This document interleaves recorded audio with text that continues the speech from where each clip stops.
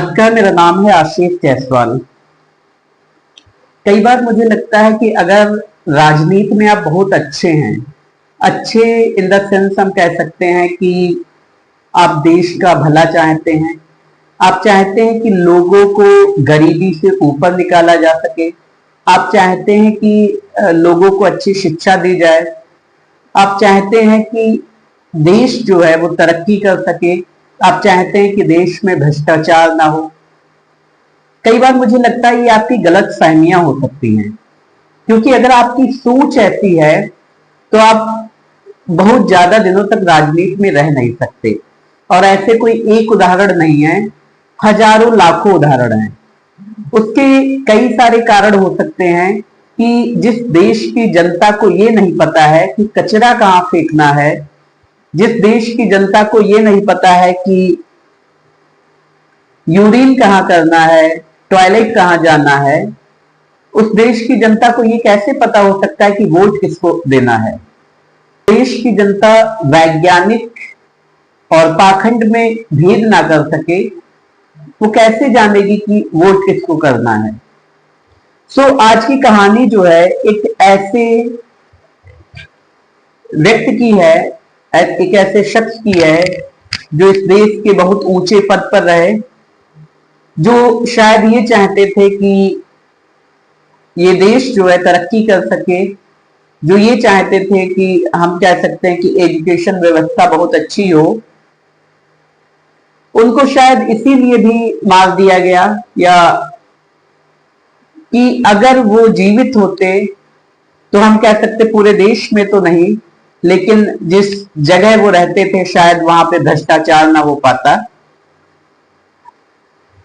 जब हमें हर रोज ऐसी खबरें मिले कि जो आश्रम हैं वहां से कहीं से ये पता चलता है कि लड़कियां सप्लाई की जाती हैं, कहीं से ये पता लगता है कि 400 लड़कियों को या उसमें कुछ महिलाएं थी जिनको दफन कर दिया गया, हमें ये पता लगता है कि राम रहीम, आशाराम जैसे लोग जो हैं वो बलात्कारी हैं, उनको जेल में डाला जाता है। और केवल वो आरोप नहीं, हम कह सकते हैं उनके खिलाफ एविडेंस मिलते हैं, उसके बाद वो पैरोल पर बाहर आ जाते हैं और 14-14 बार पैरोल पर बाहर आते हैं। तो आप कैसे कह सकते हैं कि हम जो है एक बहुत अच्छा भारत बना सकते हैं? तो हम बिल्कुल भी उम्मीद नहीं करते हैं और करनी भी नहीं चाहिए। अगर हालात ऐसे हों, अगर व्यवस्था ऐसी हो, सो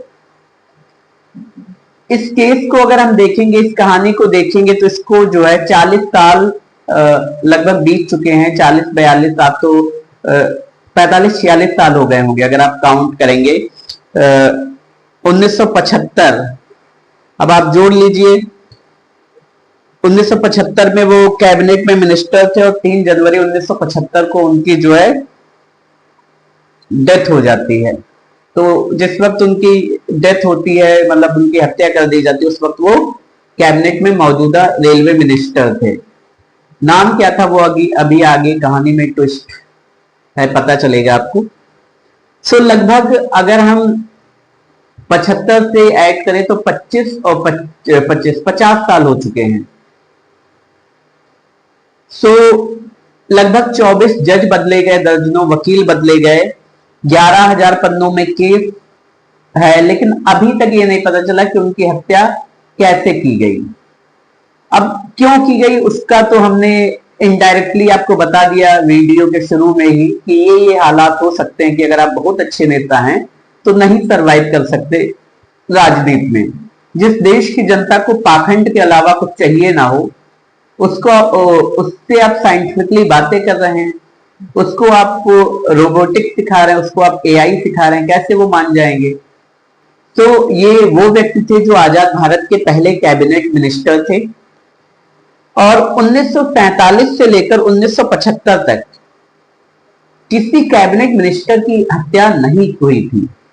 ये पहले व्यक्ति थे जिनकी हत्या जो है एज ए कैबिनेट मिनिस्टर रहते हुए हुई। हम बात कर रहे हैं रेलवे मिनिस्टर ललित नारायण मिश्र की। जो कि बिहार के मिथिला इलाके के रहने वाले थे, और बिहार के लोग जो थे वो उन्हें ललित नारायण मिश्र ना कहकर प्यार से ललित बाबू बुलाया करते थे।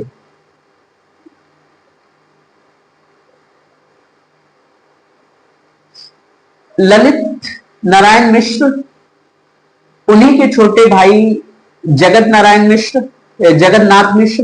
जगन्नाथ मिश्र जो है वो बाद में बिहार के मुख्यमंत्री भी बने। वो जगन्नाथ मिश्र जो थे वो ललित नारायण मिश्र के छोटे भाई थे। और कहते हैं कि जब ललित नारायण मिश्र की हत्या की गई उस वक्त ये भी जख्मी हुए थे। एक हथगोला फेंका गया था जिसमें कुछ छर्रे जो थे वो इनके भी पैर में लगे थे। बाकी वो हथगोला जो है टारगेट करके ललित नारायण मिश्र की तरफ ही फेंका गया था, तो वो जो है बुरी तरीके से जख्मी हो गए थे। जो शक था वो बड़े बड़े बिहार के बड़े बड़े लोगों पर था, और जगन्नाथ की जो फैमिली थी, जो ललित नारायण मिश्र की फैमिली थी, उन्होंने सीबीआई जांच की मांग की। लेकिन फिर जब सीबीआई ने जांच की तो उन्हें उस जांच पर भरोसा नहीं हुआ, क्योंकि जिन लोगों को सीबीआई ने अरेस्ट किया, ललित नारायण मिश्र की फैमिली ने कहा कि वो निर्दोष लोग हैं। बाद में उन्हें जो है छोड़ भी दिया गया।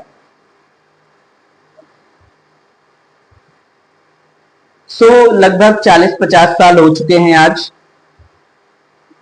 और अभी तक जो है कोई फैसले तो आए हैं, और फैसला जो आया तो जिन लोगों को कोर्ट ने सजा सुनाई, ललित बाबू के परिवार का कहना था कि वे लोग बेगुनाह हैं और बेकसूर हैं, उन्हें छोड़ देना चाहिए। जो लोग असली गुनहगार हैं उनको सामने लाना चाहिए। और उन्होंने जो है उस वक्त की केंद्र की सरकार पर भी कई सवाल उठाए।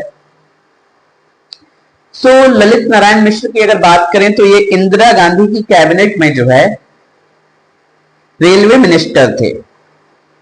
3 जनवरी 1975 को ललित नारायण मिश्र की हत्या होती है, लेकिन 2 जनवरी 1975 को जो है ललित नारायण मिश्र दिल्ली से पटना पहुंचते हैं। दिल्ली से पटना पहुंचते हैं और वहां से जो है उन्हें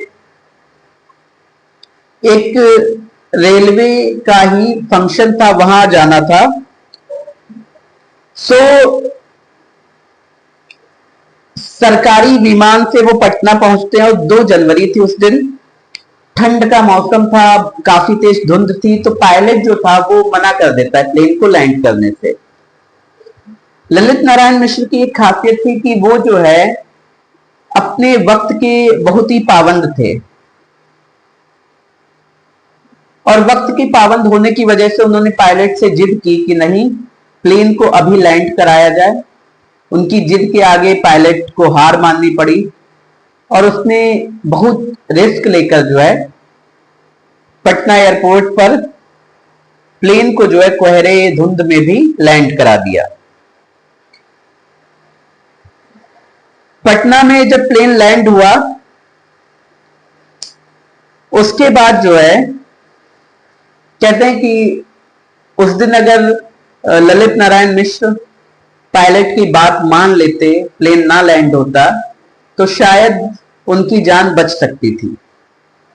वहां से फिर वो जो है समस्तीपुर रेलवे स्टेशन पहुंचते हैं, और ये जो फंक्शन था ये समस्तीपुर रेलवे स्टेशन पर ही था, प्लेटफॉर्म नंबर 3 पर। उस वक्त जो है, अब वो प्लेटफॉर्म नंबर 3 है, उस वक्त वो प्लेटफॉर्म नंबर 2 था।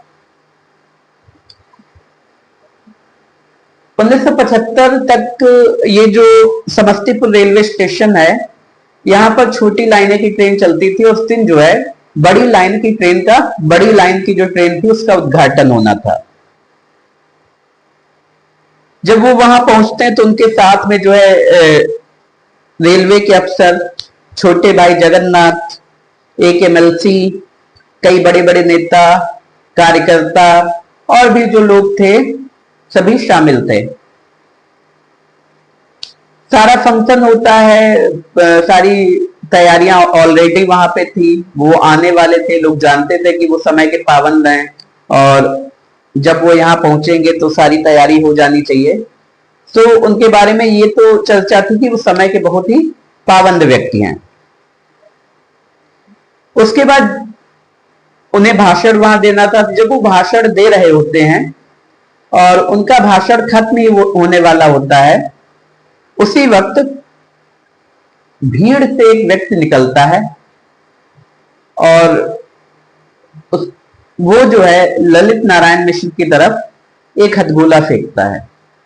जब वो हथगोला फेंकता है, अब उसके फेंकने का जो हम कह सकते हैं डायरेक्शन था, जो हम कह सकते हैं जिस तरीके से उसने फेंका, उससे ये साफ हो गया कि उसने ललित नारायण मिश्र को ही टारगेट किया था। वो हथगोला ललित नारायण मिश्र के पास गिरता है और जब वहां पे ब्लास्ट होता है तो ललित नारायण मिश्र जो है वो बुरी तरीके से घायल हो जाते हैं। जगन्नाथ मिश्र एमएलसी, एक रेलवे स्टाफ का एक व्यक्ति, कुल मिलाकर जो है 11 लोग जो हैं बुरी तरीके से घायल हो जाते हैं। अभी उनकी मृत्यु नहीं हुई थी, वो जीवित थे। 1975 की जब हम बात कर रहे हैं तो उस वक्त जो है ना तो फोन बहुत ज्यादा चलन में था और ना ही न्यूज चैनल्स हुआ करते थे, उस वक्त रेडियो हुआ करते थे। सो रेडियो से जो है शाम को देश को खबर मिलती है कि इस देश के एक बड़े नेता जो कि रेलवे मिनिस्टर थे, उनकी हत्या कर दी गई है, या ये खबर मिलती है कि उन पर अटैक हुआ, क्योंकि 2 को ये अटैक होता है और 3 को उनकी मृत्यु होती है। अब उस वक्त जो है वो काफी चर्चित व्यक्ति थे और उनके द्वारा कहते हैं कि जो भी योजनाएं उस वक्त उन्होंने बनाई थी, आज की सरकारें भी उन पर काम कर रही हैं। कहते हैं कि अगर ललित नारायण मिश्र जीवित होते तो वो देश के प्रधानमंत्री पद के दावेदार होते और इवन होते, क्योंकि वो उस वक्त काफी चर्चा में थे। उस वक्त प्राइम मिनिस्टर इंदिरा गांधी थी और इंदिरा गांधी को कहीं ना कहीं ये कहा जाता है कि ये बात बहुत खल रही थी कि ललित नारायण मिश्र का जो कद था वो दिन प्रतिदिन बढ़ता जा रहा था।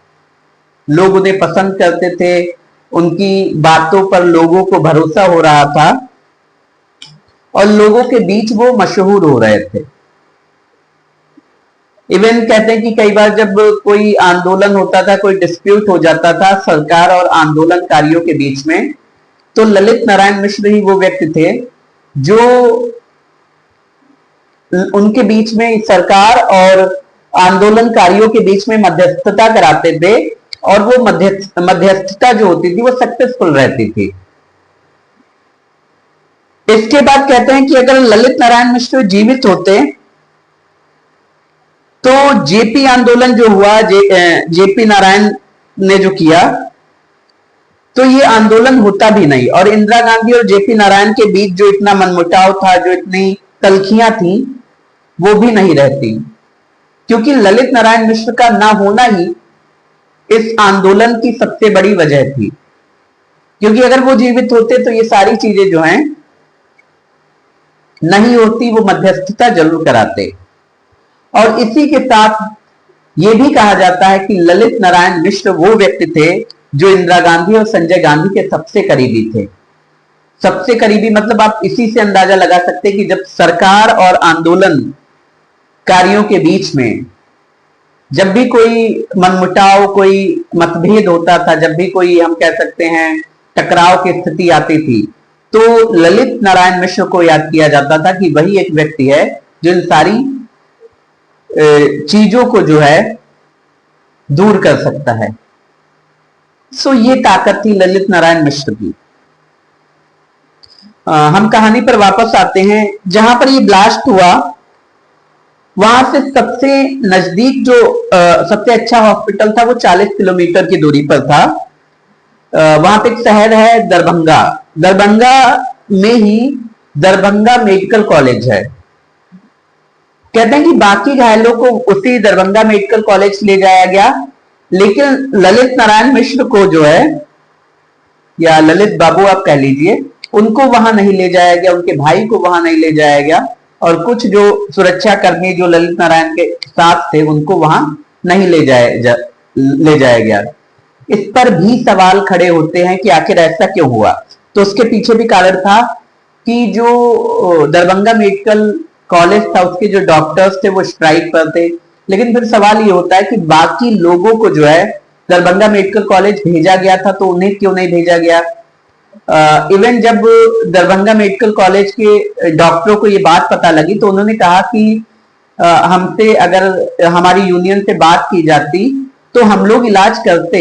देश के इतने बड़े रेलवे मिनिस्टर का जो है रेलवे मिनिस्टर पर अटैक हुआ था, वो मरने की हालत में थे, और अगर ऐसा था तो हम लोग इलाज करते, आंदोलन हम बाद में भी कर सकते थे, लेकिन हमसे कोई बात नहीं की गई, हमें इस चीज की इंफॉर्मेशन नहीं दी गई।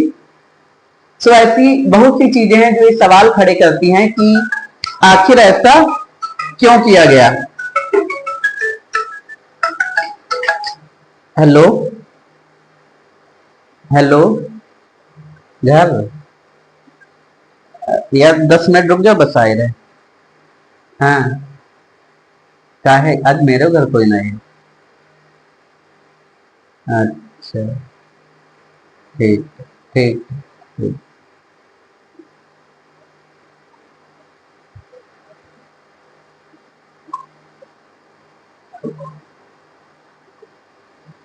सो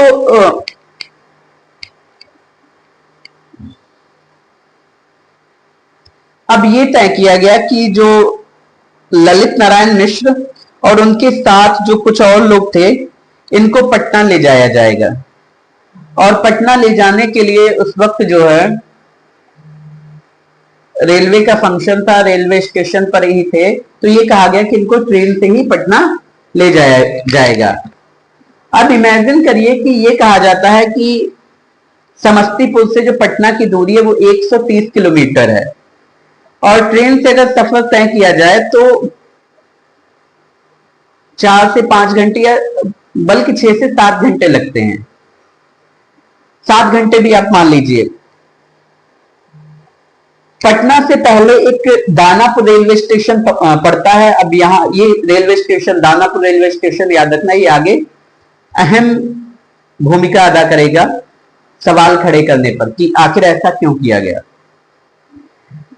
कहते हैं कि लेकिन जिस ट्रेन में खुद रेलवे मिनिस्टर घायल था, उसके साथी घायल थे, उनके छोटे भाई घायल थे, उनको जो है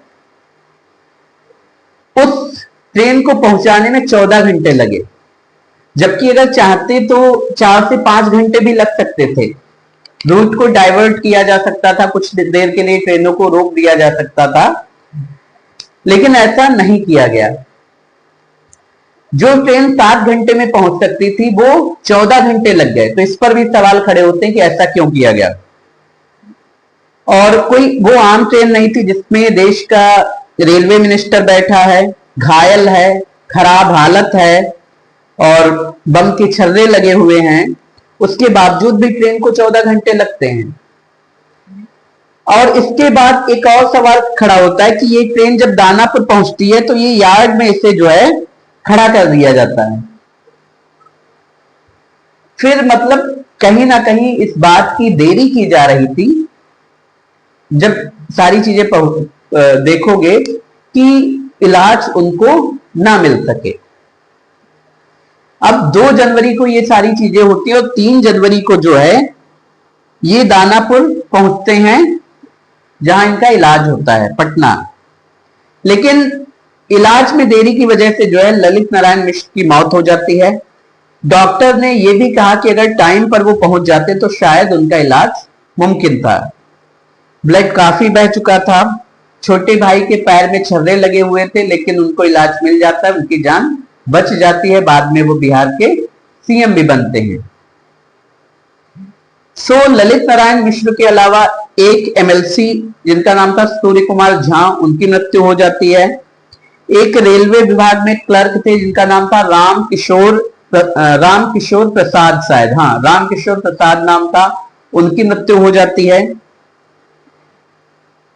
सो 2-3 लोग जो हैं, जो कि रिकॉर्ड में आया, जिनकी मृत्यु हो जाती है। सबसे पहले केस जो है सीआईडी को दिया जाता है, सीआईडी इस पर जांच करती है, लेकिन धीरे धीरे ये लगता है कि ये केस जो है बहुत ही कॉम्प्लिकेटेड है, इसमें कई बड़े लोगों के नाम हो सकते हैं, इसलिए केस जो है सीबीआई को देना चाहिए। बाद में जो उस वक्त बिहार सरकार थी, उन्होंने एक अर्जी लगाई केंद्र को। इसके बाद जो है ये केस जो है सीबीआई को ट्रांसफर किया जाता है। सीबीआई को जैसे ही केस मिलता है, केस मिलने से पहले ही सीबीआई कहती है कि मैं बिहार से बाहर इस केस को ले जाना चाहती हूं, क्योंकि बिहार में इस केस की निष्पक्ष जांच करना जो है वो थोड़ा मुश्किल होगा। उसके लिए कारण भी दिया गया, ये कहा गया कि अगर राज्य के किसी बड़े नेता का नाम हुआ तो थोड़ा मुश्किल हो जाएगा। इसके बाद जो है सुप्रीम कोर्ट में सीबीआई अर्जी देती है। सुप्रीम कोर्ट भी जो है बिहार से केस बाहर ले जाने की इजाजत दे देती है। अब अगला ट्विस्ट देखिए, 1975 में यह हादसा होता है और करीब 4 साल लग जाते हैं कि बिहार से बाहर ये मामला कहां ले जाया जाएगा। ये ना तो कोर्ट सोच पा रही थी और ना तो सीबीआई सोच पा रही थी, कि सीबीआई को ये पता ही नहीं था कि मामले को कहां ले जाया जाए। उसके बाद 17 दिसंबर 1979, मतलब 1979 को जो है सुप्रीम कोर्ट सीबीआई की अर्जी पर फैसला देती है कि तुम्हें जहां भी केस ले जाना है तुम ले जाओ। और फिर 22 मई 1980 को ये केस जो है दिल्ली के सेशन कोर्ट में ट्रायल के लिए भेजा जाता है। अब जब ये केस दिल्ली के सेशन कोर्ट भेजा जाता है, सीबीआई जब जांच करती है, तो जांच में जो है बिहार का एक जमालपुर रेलवे स्टेशन है। इस रेलवे स्टेशन में एक वर्कशॉप है, बहुत बड़ा वर्कशॉप है, और यहां पर एक हम कह सकते हैं वर्कर था, इंजीनियर मान लो या जो भी था, वो एक टाइम पे बहुत पॉपुलर था। उसका नाम था प्रभात रंजन सरकार, पीआर सरकार के नाम से भी फेमस था। बाद में उसका वो जो है आनंद मूर्ति बाबा बन गया और आनंद मार्ग प्रचार संघ की जो है इसने बुनियाद रखी। सो आजकल आपने देखा होगा बहुत सारे बाबा बन जाते हैं, ऐसे ही आनंद सरकार जो है प्रभात रंजन सरकार जो है बाबा बन गया, और उसके बाद जो है आनंद मूर्ति बाबा के नाम से ये प्रचलित हुआ है। ये जो आनंद मूर्ति या आनंद मार्ग जो प्रचार संघ था, इसका कहना यह था कि इससे जुड़े जो लोग थे वो इनकी जिंदगी जो है शिव और कृष्ण के मार्ग पर चले, और इनसे जुड़े हुए लोगों को वो शिव और कृष्ण का अवतार मानते थे। सो इस देश में जो है कुछ भी हो सकता है, किसी को भी कुछ भी माना जा सकता है। इवन यहां तक ये कहा जाता है कि उस वक्त जो प्रेसिडेंट ज्ञानी जैल सिंह थे, वो इनके बहुत बड़े भक्त थे, और वो इनको जो है एक ज्ञानी या हम कह सकते हैं जहीन दार्शनिक मानते थे, क्योंकि ये जो संगठन था आनंद मार्ग या आनंद पर चलने का ज्ञान देता था। और आप समझ सकते हैं अगर थोड़े से भी आज की दुनिया की समझ रखते हैं, टेक्नोलॉजी की समझ रखते हैं, तो आज के आश्रमों में जो है कौन सा आनंद मार्ग दिया जा रहा है, इस बात का अंदाजा आपको बखूबी होगा। इसके बाद जो है ये संगठन बना था 1955 में, और ललित नारायण मिश्र की मौत हुई है 1975 में, मतलब 20 साल हो चुके थे इस संगठन को। लेकिन 1971 की तारीख आती है जब पटना पुलिस आनंद मूर्ति बाबा यानी प्रभात रंजन सरकार को जो है गिरफ्तार कर लेती है।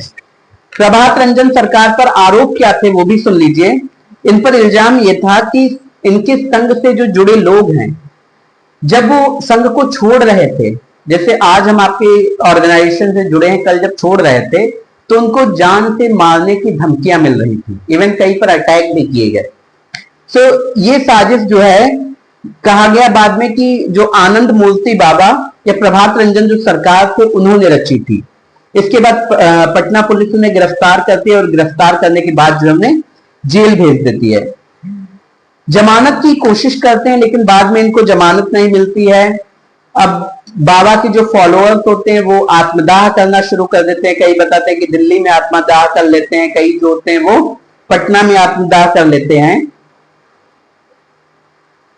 इवन बाबा जो थे, ये आनंद मूर्ति बाबा या प्रभात रंजन सरकार जो था, वो जेल के अंदर बैठकर जो है ये अपने हम कह सकते हैं कि जो फॉलोअर्स थे उनको ये आदेश दे रहा था कि तुम जो है आंदोलन जारी रखना, जब तक हमारी रिहाई ना हो जाए तुम आत्मदाह करते रहना, मतलब उकसा रहा था। इसके बाद जो है इसी चीज को ध्यान में रखकर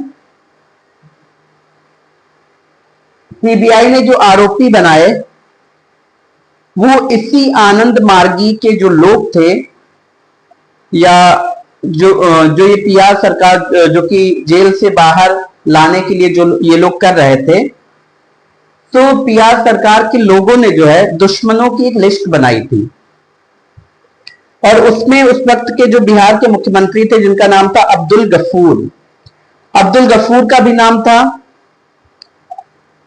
और यह भी कहा जाता है कि ललित नारायण मिश्र का भी नाम उसमें था। इस बात की पुष्टि नहीं की जा सकती लेकिन कहा जाता है। ललित नारायण मिश्र को मारने के लिए जो जिम्मेदारी दी गई थी वो थे रंजन द्विवेदी, संतोषानंद और सुदेवानंद। इसके अलावा विजयानंद और संतोषानंद को जो है हथियार का बंदोबस्त करने की जिम्मेदारी दी गई थी।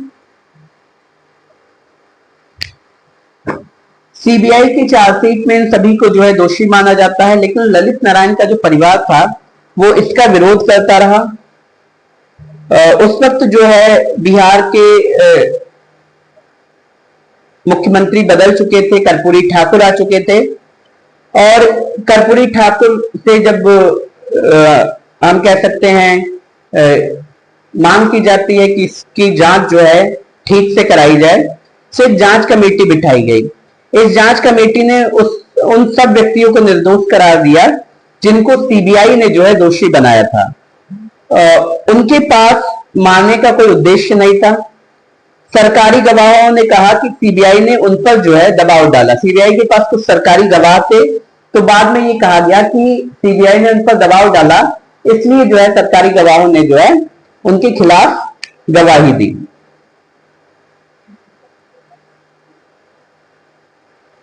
कहते हैं कि जब सीआईडी ने भी जांच की थी तो भी आनंद मार्गी के जो लोग थे इनको दोषी उसने नहीं बनाया था। इसके बाद 1975 से 1977 आता है, और 77 में जो ललित बाबू की पत्नी है, ललित बाबू की पत्नी ने उस वक्त के होम मिनिस्टर चौधरी चरण सिंह को पत्र लिखकर इस मामले की नए सिरे से जांच की भी मांग की थी। उस वक्त के सीबीआई ने जिन लोगों को गिरफ्तार किया था उनको भी छोड़ने की अपील उन्होंने की थी। और अभी क्या, आज से लगभग 10 साल पहले जब नरेंद्र मोदी सरकार आती है 2014 में आती है, आने से पहले सेशन कोर्ट ने जो है इस हत्या के 39 साल बाद, आज तो लगभग 50 साल हो चुके हैं, 39 साल बाद जो है रंजन द्विवेदी, संतोषानंद, सुदेवानंद, गोपाल जो कि हथगोला घर में जिसने रखा था, चारों लोगों को जो है ललित नारायण की हत्या के जुर्म में उम्र कैद की सजा सुनाती है। जब ये सजा होती है, सजा के बाद जो है फैसला सुप्रीम कोर्ट में जाता है, और 2015 में सुप्रीम कोर्ट जो है इन्हें जमानत दे देती है। और जमानत देने का कारण भी था क्योंकि ललित नारायण मिश्र का जो परिवार था, सीबीआई ने जिन लोगों को गिरफ्तार किया था उसके बाद 2014 में 39 साल बाद जिनको सुप्रीम कोर्ट ने दिल्ली की सेशन कोर्ट ने जो है सजा सुनाई उम्र कैद की, उसके बाद उन लोगों ने सुप्रीम कोर्ट में चैलेंज किया। सुप्रीम कोर्ट ने उन्हें रिहा कर दिया। कारण ये था कि परिवार भी नहीं मानता था कि ये लोग दोषी हैं। परिवार का कहना था ये लोग निर्दोष हैं और इसमें कुछ और साजिश है। सो अभी तक ये नहीं क्लियर हो पाया कि मारने का कारण क्या था। कारण तो हो सकता है कि यही सारी चीजें हों कि वो एक अच्छे नेता थे, वो देश में बदलाव चाहते थे, पूरे देश में भ्रष्टाचार जरूर नहीं रुकता लेकिन कुछ जगहों पर रुक सकता था। सो ये बहुत सी चीजें हैं जिन पर सवाल खड़े किए जाते हैं कि 14 घंटे तक उनको ट्रीटमेंट ना मिलना। आज भी ये एक सवाल बना हुआ है कि ललित नारायण मिश्र की हत्या केवल उन लोगों ने की जिन्होंने हथगोले फेंके, ये सिस्टम ने भी उनकी हत्या की कि खुद रेल मिनिस्टर जो है, जिस रेल के अंदर है, वो रेल जो है वो 14 घंटे में पहुंचती उस जगह पर जहां वो पहले 7 घंटे में पहुंच जाती थी। तो कमेंट्स में आप बता सकते हैं कि क्या है क्या नहीं है।